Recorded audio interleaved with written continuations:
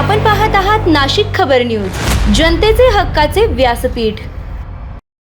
आपल्या देशाचे भविष्य आहे, त्या मुलांकडे कोणताच लक्ष नाही.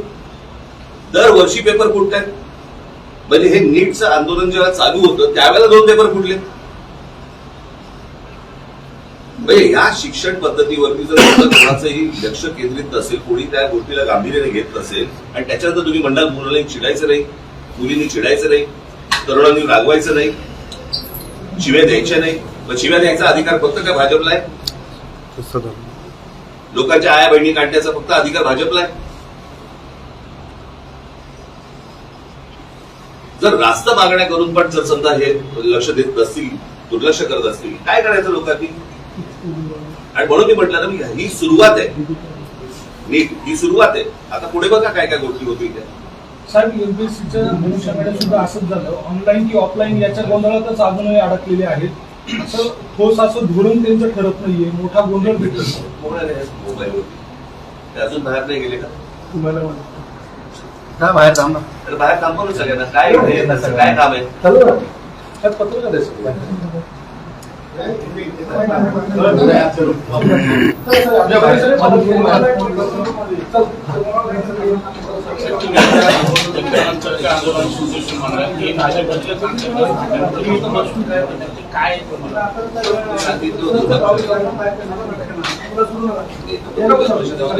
सभेमध्ये पण सांगितलं, माझ्या भाषणामध्ये पण सांगितलं होतं.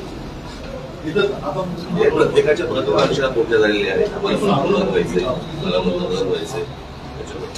त्या दिवशी मी जे सांगितलं ना, की ज्या वेळेला तुम्ही समोरचे शत्रू ज्यावेळेला संपवतात, त्यावेळेला शत्रू तुमच्यामध्ये निर्माण होतात. आणि जे जगाचा इतिहास आहे हा, ती प्रोसेस भाजपमध्ये सुरू झालेली आहे ऑलरेडी.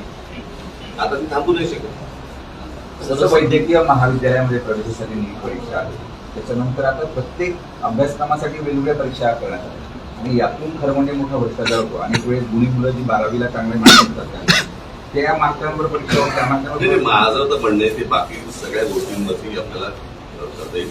पहिल्यांदा कॉलेजची भूमिका काय आणि हे जे धंदेवाईकचे क्लासेस जे निर्माण झालेले आहेत ह्यांची हे हटणार की नाही हटणार? मला असं वाटतं सरकारचा कस पहिला इथे लागला पाहिजे.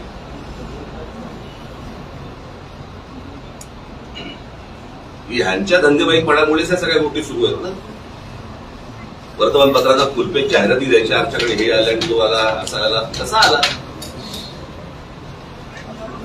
हेच पेपर फोडणार, यांचेच कनेक्शन.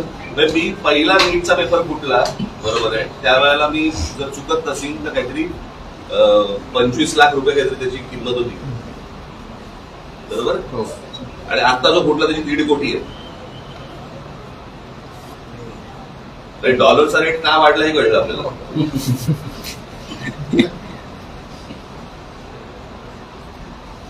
आणि हे सगळ्या गोष्टी बाहेर येत आहेत, सगळ्या गोष्टी सगळ्यांना माहिती आहेत आणि कोणी कंट्रोल करत नाही. म्हणजे काय, सरकारमधले कोणी अडकलेत का त्याच्यामध्ये? लोक आहेत का कोणी ज्यांचा धंदा त्याच्यावरती अवलंबून आहे?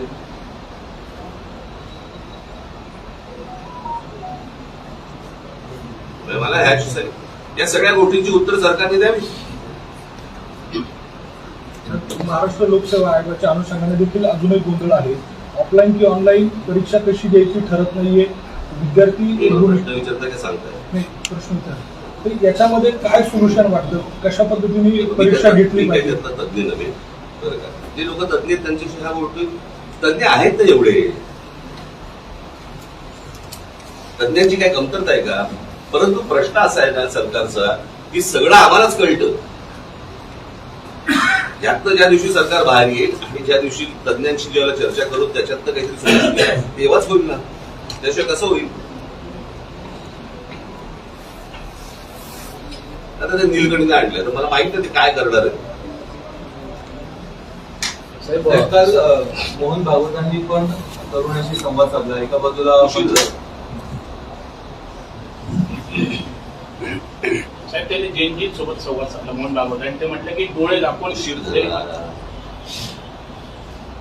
महाराष्ट्रात सुद्धा असेल किंवा शाळा असेल याच्या विरोधात आज विद्यार्थ्यांचे आंदोलन नाशिकमध्ये सुद्धा आहे. तर याबाबत आणि त्यांनी प्रारंभ राजीनामा मागितला. महाराष्ट्र ते मला असं वाटतं की आता एवढं सगळं बोलल्यानंतर हा काय प्रश्न आला. महाराष्ट्र शिक्षण व्यवस्थेमध्येच जो गोंधळ आहे तो सुधारला पाहिजे ना हो. आज नाशिकमध्ये सुरू आहे, उद्या अजून ठिकाणी दुसऱ्या ठिकाणी. प्रश्न असा आहे की ते काय म्हणतायत ती मुलं ते आपण समजून घेणार आहोत का? त्यांना त्यांच्या आई वडिलांना काय प्रकारचा त्रास होतोय, मानसिक होतोय, आर्थिक होतोय, सर्वच बाजूनी होतोय, तो आपण समजून घेणार आहोत का? काय आहे, ही मुलं उगा अहो त्या मोबाईलवरती जेव्हा ती मुलं बघतात ना, जग जेव्हा पाहतात त्याला मला सांगा कोण राहील इथे? ती परवा दिवशी आकडा वाचून दाखवलं किती मुलं गेली बाहेर. 5 लाख कोटीच्या वरती आपल्या देशामधले पालक हे 5 लाख कोटी मुलांना शिक्षणासाठी बाहेर पाठवत आहेत. म्हणजे 5 लाख कोटी देशाच्या बाहेर गेले पैसे. 5 लाख कोटी कशाला म्हणतात? अहो या विद्यार्थ्यांचं काय म्हणजे त्यांचं काय आहे, इथे सरकारमध्ये असलेल्या मंत्र्यांची मुलं बाहेर शिकतात. ज्यांचा आता राजीनामा घेतला कोणते धर्मेंद्र प्रधान, त्यांची मुलगी बाहेर परदेशात शिकते. धर्मेंद्र प्रधानांच्या मुलीचा जर देशाच्या शिक्षण व्यवस्थेवरती विश्वास नसेल, बाकीच्या मुलांचं काय घेऊन बसलो आपण? आम्ही देशाच्या पंतप्रधानांबरोबर आहोत असं सांगणारे आता होर्डिंग लावले जात आहे भाजपकडनं. पूर्ण देशभरात ते कॅम्पेनिंग राबवलं जाते. प्रश्न असा आहे, होर्डिंगमुळे कोणी बरोबर येत नाही. ते सगळा जुना माल बाहेर काढतात. आता काय होणार नाही. गुणसे काही हो औषधीय साहेब, काँग्रेसने सुनेत्रा पवार उपमुख्यमंत्र्यांबाबत मुंगी पुढे असं आरोप केला होता. साहेब, कालच्या बैठकीमध्ये आपण एसआयआरच्या मुद्द्यावर मार्गदर्शन केलं. तुमची एसआयआरची कार्यप्रणाली चालू आहे देशामध्ये. म्हणजे मला अनेक ठिकाणी मला एसआयआरचे जे अधिकारी आहेत त्यांच्याबरोबर भारतीय जनता पक्षाचे लोक फिरतात. का फिरतायत? घराघरामध्ये त्यांची लोक काय जात आहेत? माणसं बघून तुम्हाला कापायची का? ती कुठची प्रथा सुरू केली मला समजलं नाही. मला जे त्यांनी पश्चिम बंगालमध्ये केलं, जे त्यांनी बिहारमध्ये केलं, तेच ते महाराष्ट्रामध्ये करायला चाललंय. आमच्या लोकांना सतर्क व्हायला सांगितलेलं आहे. 3 वर्षात निवडणुकांना अशी काही यादी कन्फर्म करू शकत नाही.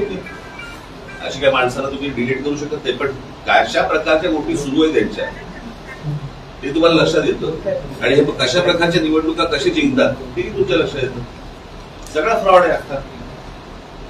हे मी आज नाही बोलतोय, 2017 पासून बोलतोय मी. ज्यांना सांगितलं त्यांना आज कळतंय. चला नाशिकमध्ये खड्ड्यांची परिस्थिती आपण बघतोय. उशिरा आलास ना.